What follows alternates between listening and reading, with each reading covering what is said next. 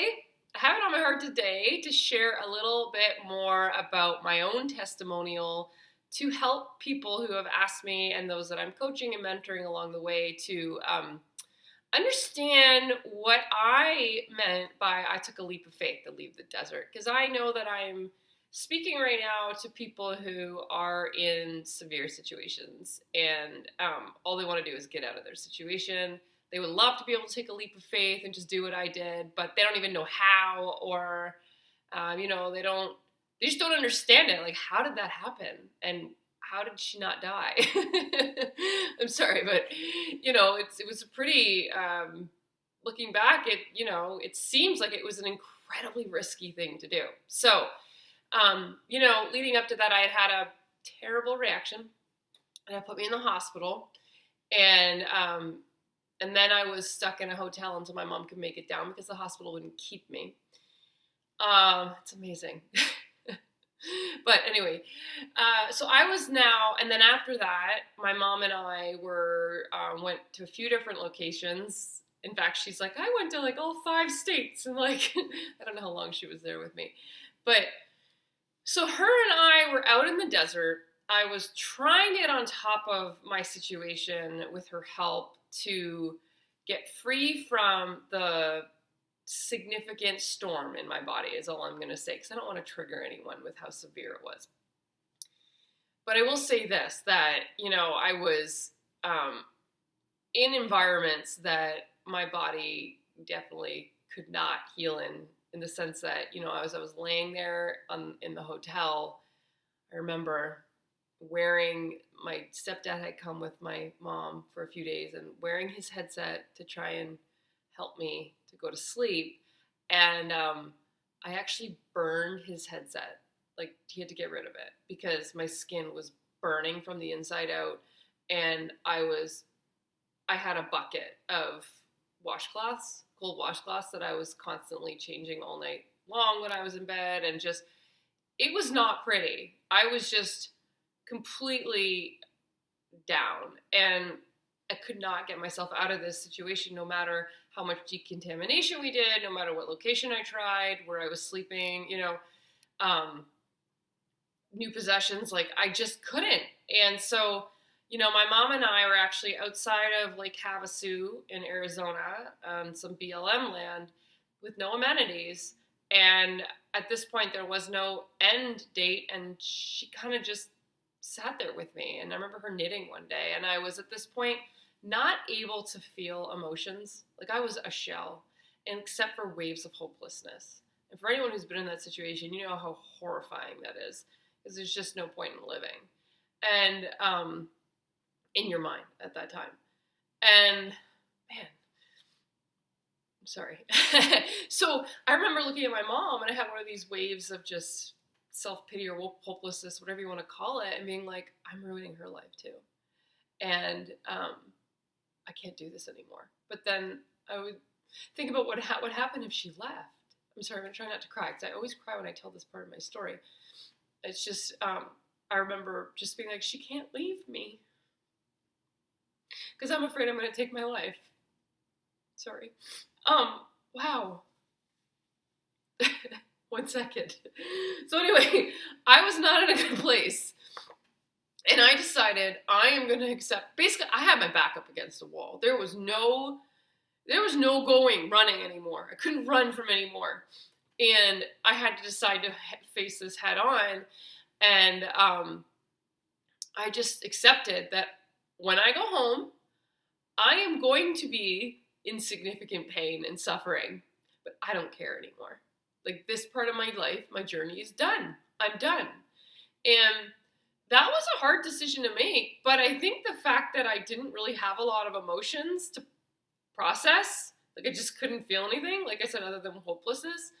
Like, I actually came home and I couldn't even feel love for my children when I first got here. That's how terrible my state was. And I was here for a few days, and, I was like, I can do this. And my doctor at the time was emailing me to help, such a sweet man, giving me some biohacks and just guidance, because he had spent 2 years in the desert, away from his own family, to calm his immune system down. And So, but I remember I barely could even read the email. I couldn't even understand what he was telling me to do.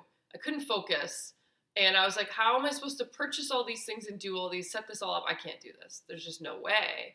So then I was like, well, then I need to leave for the desert. It was basically the other option, because if I couldn't biohack my environment, then I needed to leave. And I almost did. Because after 3 days of being here, actually I was right here on the couch laying with my daughter in my arms. And I just remember, like, I need to get up and go get my mast cell medications. But, my mom was here and I could have asked her. I was like, no, I'm going to do this. I'm going to get up and I'm going to go get them downstairs in the basement where I live. And I went to get up and I took, 4 or 5 steps and I literally collapsed on the floor. And I just started bawling. I was like, why can't I do this? So it was not easy. I was suffering, and the self-pity comes on, all that just makes it far worse. So, but there's something in me that said, no, I am digging my heels in and I am facing this. There is no more running. And that's what I did. So I spent so much time alone in my sunroom, closed off, and, I would be doing my practice, and I still was pretty emotionless. And I remember emotionless in a good, there were no good emotions. The only emotions that ever came out were fear and hopelessness. So I get essentially anxiety and hopelessness. And I would try and do my practice, and then I couldn't feel anything. And I was like, how am I supposed to do this if I can't even feel any, what they call dose chemistry, the feel-good stuff that's supposed to help you drive these new pathways. And I was like, well, then now what am I supposed to do? And I would be passing out in the middle of my rounds. I would be sitting there because I knew that obviously standing wouldn't be smart. And I would literally just pass out. And then that would be it. So it was very difficult for me at first. I didn't have this ability to just bang this out. And honestly, the first major breakthrough was I decided to go to this church that my mom had been going to, Lake Mount Worship Center, which I now go to.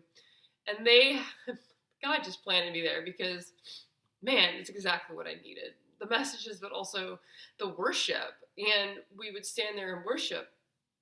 The first time I was there with my mask on. And, the people have their arms raised. It's it's pretty awesome. And I just remember bawling my eyes out, just bawling my eyes out through worship. And because I could feel the love of God. And so those were some of my first major breakthroughs. So if anything, I would say, if you're struggling with your rounds, there are other ways to break through. And even if it means that you just stand and face whatever it is you're facing, you just start worshiping God or praising. If you don't have a faith, you can do your own thing to just get on top of everything.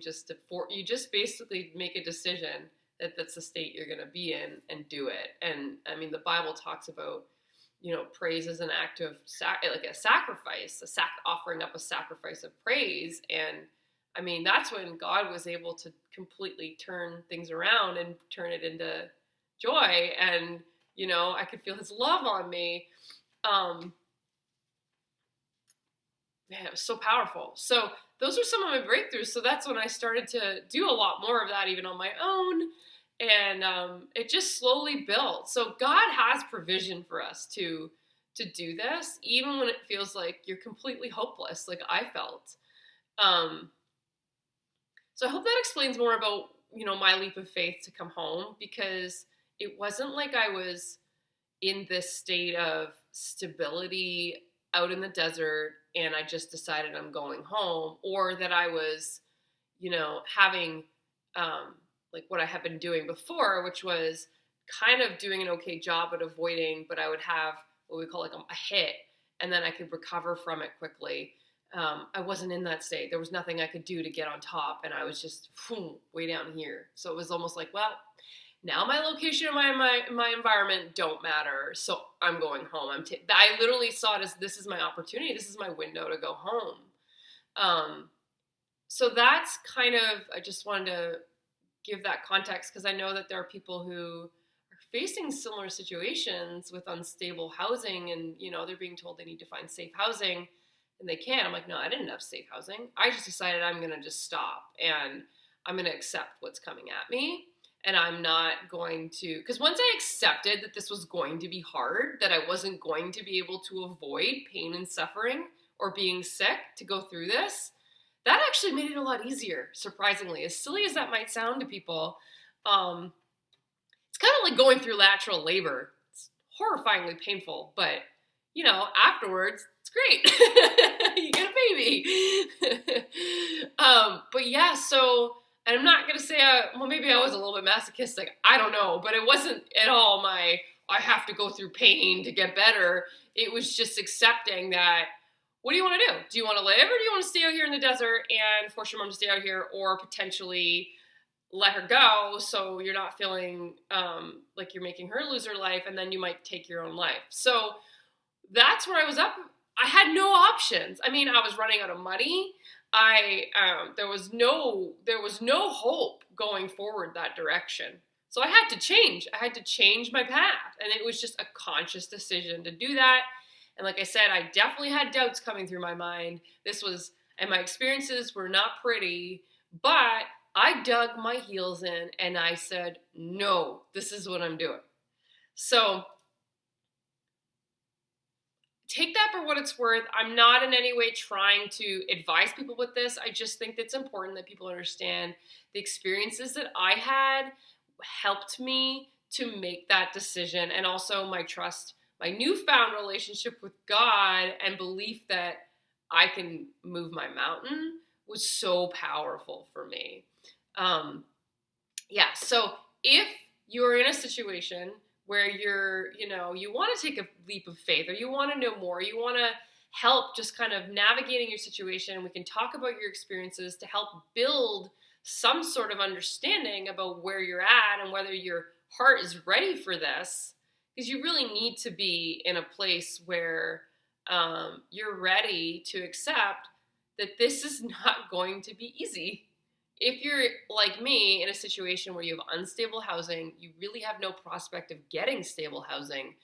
So there's all those circumstantial stressors that you're dealing with, and you just feel like you're at the end of your rope and your back is against the wall, then I believe that there are things that I can help you figure out to see where you're at and to navigate a plan that's going to get you to a place where you are ready to take a leap of faith. So if you would like help, please reach out. But I hope in some way that this just explains a little bit more about my journey and my decision, because I know that there are so many of you who have kind of dialed into my story and are looking for hope and see yourself in a lot of it. And just, there's a lot of unanswered questions in my story because it's a long story like anybody's, and you're not going to get it in just a 10-minute video. So I hope this helps just in some way bless somebody today. Okay, bye.